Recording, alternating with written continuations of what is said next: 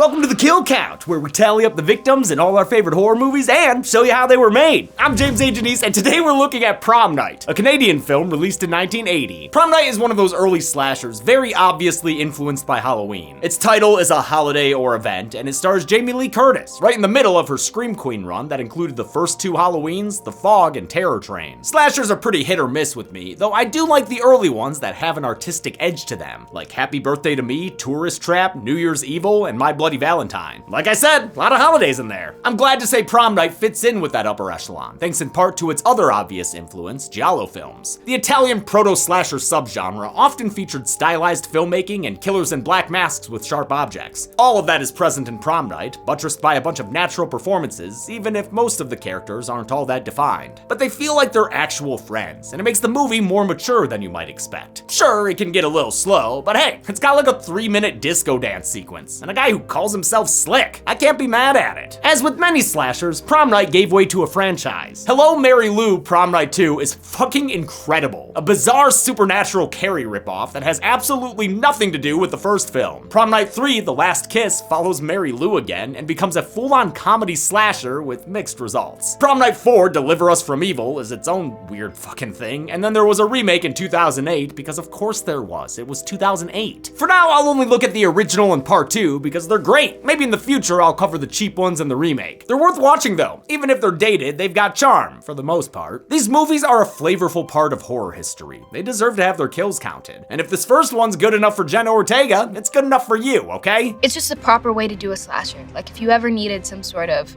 guiding light, I think Prom Night is a really, really great one. Before we get to the kills, I'd like to thank our sponsor. Let me just pull out the email with their talking points. Yeah, I think this is it.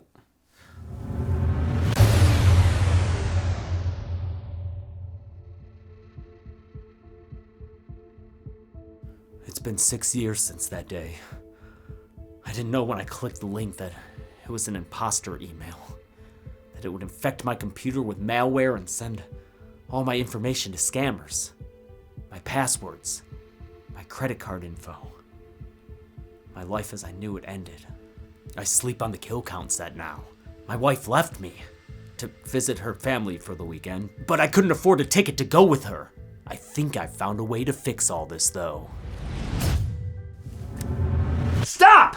What the hell? James, relax. I'm you from the future. I'm here to stop you from ruining our life with the help of today's sponsor, NordVPN. Wow, we don't look a day older. Yeah, dude, we like never go outside. Now, listen to me. That email was going to infect your computer with malware. You've got to be better prepared to catch things like that, or our future is doomed. Okay, what should I do? Make sure your systems are updated at all times. That means your computer, your router, everything. Also, be cautious of emails from unknown senders, and absolutely never install software that should cost money for free off dodgy sites. Then on top of that, you can use the NordVPN threat protection feature for that added layer of security. All right, I'll do that.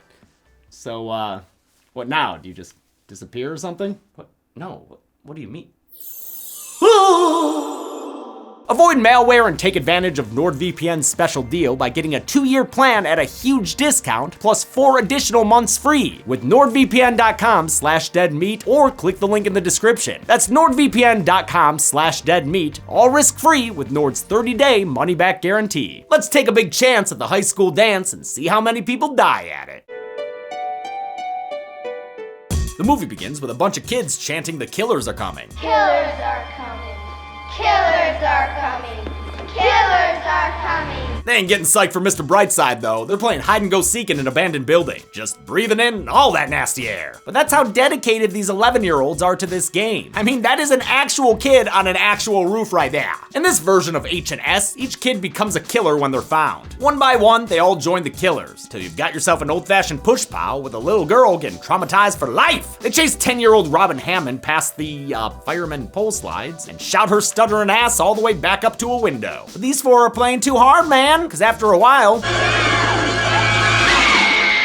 yep, we get an honest-to-God kid kill by some honest-to-God kid killers. Killers are coming. They done told you themselves. Nick McBride immediately wants to tell someone about this bullying gone wrong, but Wendy's got a point, bro. If we tell anyone, they'll say it's our fault. Now why would they say that? Kill! Oh yeah. Wendy makes Jumpsuit Jude, Crybaby Kelly, and Nikki Baseball swear to secrecy. Cool? Cool. Run away! 6 dead Robin years later, the Hammond family is still emotional, especially her mom. Her dad is surely more serious. Prom Night was one of Leslie Nielsen's last dramatic roles. He actually filmed this right after shooting Airplane, the movie that changed his career to a comedic one. Airplane was released 2 weeks before Prom Night, so it might have been weird to see him in such a dry role as a grieving father and school principal. It was always a jokester in person though. He used to have this rubber fart machine that he would have around with him all the time on set. Nielsen kept that gag going his entire life. I will do almost anything I can for a laugh.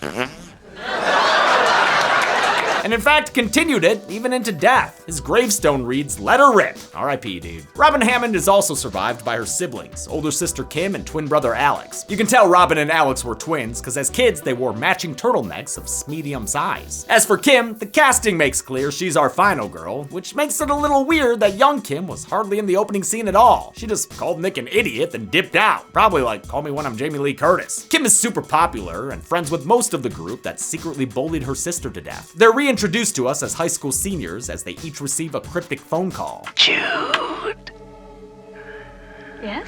can you come out to play tonight? I love this as a storytelling technique. Callie, Wendy. It's a creepy and effective way to show you who's who now that they're all grown up. We don't all have a list of names like their caller does, you know? Director Paul Lynch was told to come up with a holiday horror movie by Irwin Yablans, the producer who made Halloween. A billboard inspired the Prom Night idea, which was married to a childhood revenge storyline from Bob Guza and a screenplay written by William Gray. Yablans didn't end up getting to produce though. It was sniped by Peter R. Simpson, who wanted to cast Eve Plum from the Brady Bunch as Kim. Lynch pushed for Jamie Lee Curtis, knowing she was the better option to lead this cast of high school students. They go to Alexander Hamilton. Their school is Alexander Hamilton. And there's a million boys who will go to prom for just one date. Just one date. Kim's going with a grown-up Nick McBride, whom she called stupid as a kid. Ha! Who's stupid now, huh? They're king and queen of prom and are pretty into each other too, even though his ex-girlfriend Wendy won't take no for an answer. She was the ringleader bully as a child, and as a teenager, she's bullying kisses out of Nick. See you later, lover. I told her it was over. Worked real well. Even though Nick and Kim are king and queen of the prom, Wendy hints that she'll steal him away with all the subtlety of a sledgehammer. It's not who you go with, honey. It's who takes you home. Other Hamilton boys eligible as dates include Lou Pirano, a greasy harassing type, Say goodbye, Lou. Goodbye, Lou. Drew Shinnick, Kelly's boyfriend who's constantly trying to get into her pants, and Seymour Crane, aka Slick, whose main pitch seems to be, I have a van. Now, since Prom Night is Giallo adjacent, let's get a cop plot going up in this bitch. This one follows Nick's dad, Police Lieutenant McBride, as he tracks down a guy named Leonard Murch who just escaped a mental institute. 6 years ago, the schizophrenic child molester Murch was wrongfully accused as the one responsible for Robin Hammond's death. McBride and his cops chased the guy down and lit him on fire as retributive justice. He got the full Fred Krueger treatment. Now that he's escaped, Murch has got McBride so hard-boiled, he's doing film noir narrations. I've got to get that bastard before he butchers someone else. This whole subplot drags the movie down and ultimately isn't that important. Oh shit, except for this kill I've got to count. They find the body of a nurse Murch killed when he escaped the institute in her car. Other than that, it feels disconnected, probably because it was a late addition to the script. But I do love the contrast between Murch's doctor, Fairchild, and Dr. Loomis from Halloween. Loomis obsessively hunts Michael Myers because he saw the devil's eyes in him as a kid. Dr. Fairchild says he's not an expert on some guy just because he used to be his doctor. Lieutenant, you're asking me to comment on a catatonic schizophrenic who was disfigured and institutionalized 6 years ago. I'm sorry, Leonard Murch is an unknown quantity now. Anyway, they think that Murch might be back in town and killing people out of revenge. That's what I glean anyway. From the look he gives us, I don't think Fairchild wants us to know anything. I think it would be wiser to keep quiet about this for now.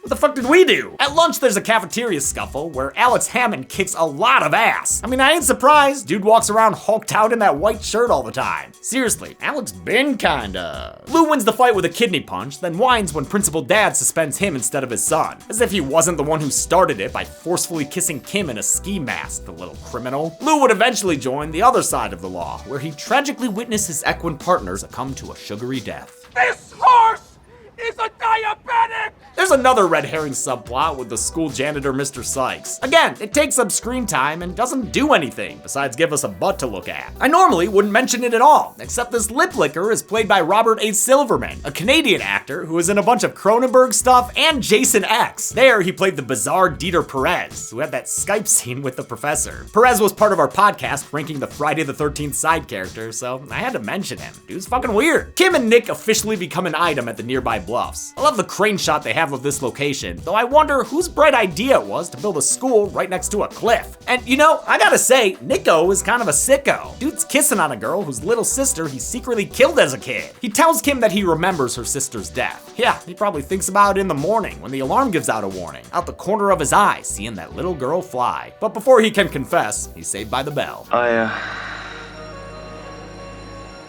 Scorned by Nick, Wendy links up with Lou and takes him to a burger shop so he can order a bit of butt cheek. It's also so they can scheme. This is the Carrie portion of the film, with Lou as a sort of Cro-Magnon Travolta. They're planning a prom prank to get back at the Hammonds, while at the same time someone else is plotting payback against Wendy and Jude and Kelly. They all find torn out yearbook photos in their lockers alongside glass shards. The night of the dance lines up with the anniversary of Robin's death, which is why Kim's mom is so absent-minded and sad. Kim and Alex seem to be doing okay though. They get ready for the big dance as Nick waits downstairs, reflecting on how deranged it is he's dating a girl whose little sister he killed. Wendy's ready to kill again tonight, judging by that little red number she's got on. Things so slinky it crawled down a whole damn staircase. Too bad Lou's lacking the same sort of style. What the hell is this? Where's your suit? It's in the trunk. Ouch, and got a ride with the boys in the back too? They're off to a romantic evening for show. This prom is disco as fuck, baby. We're talking many a feathered hairstyle and four all over that floor. Good thing this movie came out right as the genre died. The ladies arrive with their dates, be them popular prom king or bandman Slick. I'm Slick. So I noticed. A token, nothing more. Slick for real though, slide Nick that J. Nice. Wendy and Lou arrive in all their resplendent glory, prompting Kim and Nick to go on the defensive and show them up with a dance. With assistant DJ Alex's help, the disco-rific song Prom Night begins, starting a dance sequence that goes on both way too long and not nearly long enough. It's 3 minutes straight of Kim and Nick cutting a rug, and I love it. I also love Zoran's parody in the Halloween They Talk. Despite her star power from Halloween and her Scream Queen lineage, Jamie Lee Curtis had to audition to get the role. Part of why she got it was her dancing skills. No wonder, Wendy and Lou can't exactly keep up. This extensive dance was choreographed by director Paul Lynch's sister and practiced by the actors for 10 days before they shot it. It's heavily influenced by John Travolta in Saturday Night Fever. On set, the cast danced to major disco hits they couldn't afford the rights to, so composers Paul Zaza and Carl Zitterer had to write 6 disco songs in less than a week. They were told to make them as close to the hits as possible. I want you to come close enough that we get sued, but not close enough that they win. We ended up getting sued. Yeah, probably because of this song.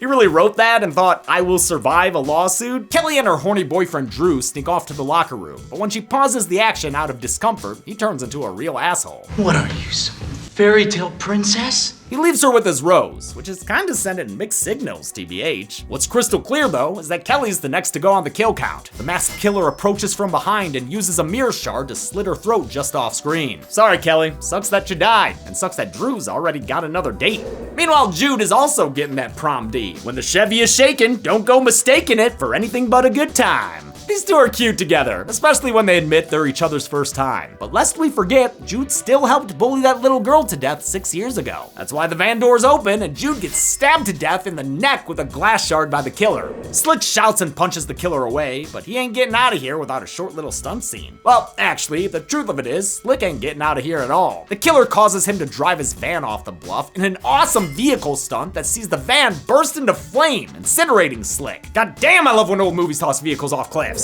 This particular cliff was played by the Scarborough Bluffs in Toronto. Shooting in Canada allowed production to take advantage of the 1975 tax incentives. The high school they shot at was also in Toronto, the Don Mills Collegiate Institute, and they only had a week to shoot in late August before real classes resumed. Wendy's not enjoying herself at the dance, so she steps into the bathroom to freshen up. The killer attacks her with an axe and gives chase. But don't forget your weapon, you kinda need that, dude. I mean, how else are you going to barely miss her with that swing?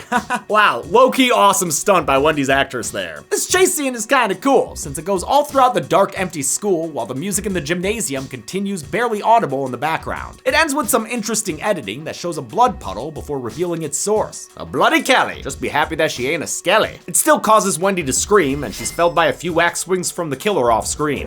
Wendy was played by Anne-Marie Martin, who had a brief uncredited appearance in Halloween 2 as Nurse Hot Tub's friend. More interestingly, she freaking co-wrote Twister with her then-husband Michael Crichton? What? It's time for the prom procession, or whatever, which also means it's time for Lou's prank. He and his buddy grab Nick and knock him out, with nothing simpler than a backhand and a sound effect. Easy peasy. Nick is succeeded by King Lou, ruler of high school boys who kind of smell like beef jerky. But you know what happens when someone don't like a king? It's off with his head. Lou rolls his little head down the catwalk. Yeah, down the catwalk. Down the catwalk, yeah. They flashed their little bulbs on the catwalk. As you might have guessed, the money shot here was done with Lou's actor poking his head through a hole in the floor. Prosthetics designer Warren Keeler did make a fake head though, which was used for some shots and which he kept long after the latex started to decay. Ew. Chaos ensues, but Kim valiantly charges backstage to help guide her king to safety. Well, she tries to anyway, but he's got a hurt leg. Come on, get up. Come on, get up. Ah, Kim, you gotta be more forceful, like how Pam was with Reggie in Friday 5. As they limp away, the killer leaps out, but Kim lands a solid hit that stops the attack. She sees his eyes clearly and recognizes him, then follows as he stumbles outside towards the crowd and the police. Kim yells for them not to shoot as the killer collapses to the ground. Then she unmasks him, revealing her younger brother Alex. As a kid, he saw his twin sister Robin forced out of the window by the others. On the 6th-year anniversary of her death, he's been killing them one by one out of revenge. According to his actor Michael Tuff, Alex is wearing lipstick because he's embodying his twin sister during this quest for vengeance. Don't know about all that, but I do know there's a pretty big mistake with this killer reveal. The close-up where Kim realizes who the killer is shows them with brown eyes, even though Alex has blue eyes. That's because in most cases, the killer was played by stunt performer and coordinator Terry Martin, who literally threw himself into the performance. Tuff came up with and performed the creepy voice during the phone calls though. The movie ends as Alex cries out for Robin and dies? Wait, why'd he die? He didn't get shot or slashed, just bumped with the side of an axe head. Whatever. It's not how many bodies you take to the prom, it's how many you leave it with. Let's find out how many that is and get to the numbers.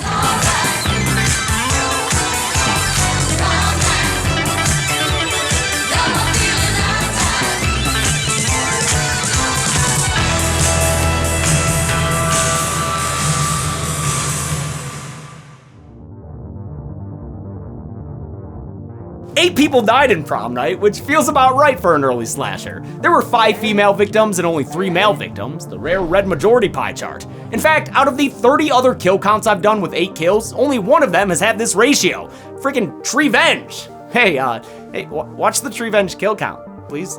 With a runtime of 93 minutes, Prom Night had a kill on average every 11.63 minutes. I'll give the golden chainsaw for coolest kill to Lou for sure. Great method, great presentation. It deserves center stage. Dull machete for lamest kill absolutely goes to Wendy. She's the queen bee and gets killed off screen? Highly unsatisfying. And that's it. Prom Night came out in 1980 and helped solidify Jamie Lee Curtis as a scream queen. The sequel that came 7 years later would be a whole lot more insane and completely disconnected. I'll show you that batshittery next week. But until then, I'm James A. Janice. This has been The Kill Count.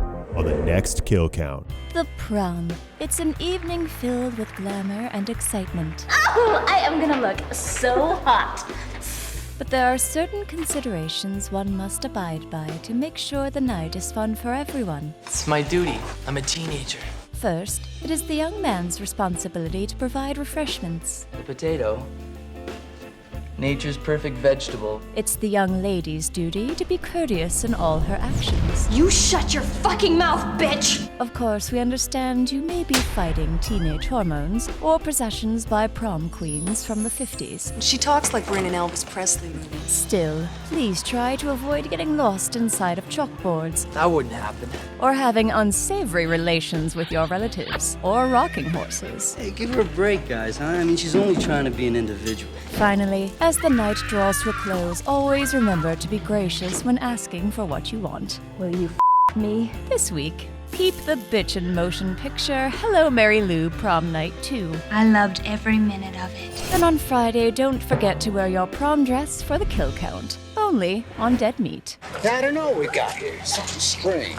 Hello, Mary Lou, Prom Night 2 can currently be watched on the pictured streaming platforms. Demi always recommends you watch the movie for yourself before its kill count. It's the only way to have your own properly informed opinion. Kill counts are never meant to replace the experience of watching a film. Thanks a lot for watching this fucking Prom Night kill count, baby. I've been wanting to do this and the second movie for so long now. I don't even know when I wrote the first draft of this script. It was maybe a year ago. I was gonna do the whole series at first, but man, it just doesn't look like it'd do well. I mean, to be fair, those third and fourth ones are like direct-to-video, 3:4 aspect ratio, like a fucking square, like you're watching a sitcom slasher, just grainy, awful, nothing to do with the other movie. It's ridiculous. Man, I just realized like I would never be able to put out Home Sweet Home now. And that episode is what brought us business. We wouldn't have business, man. Fuck. Anyway, I hope you enjoyed this episode, because obviously, this is the kind of shit I love. Also gave me an excuse to dance with my wife, and that lady is hot. Thanks everyone, be good people.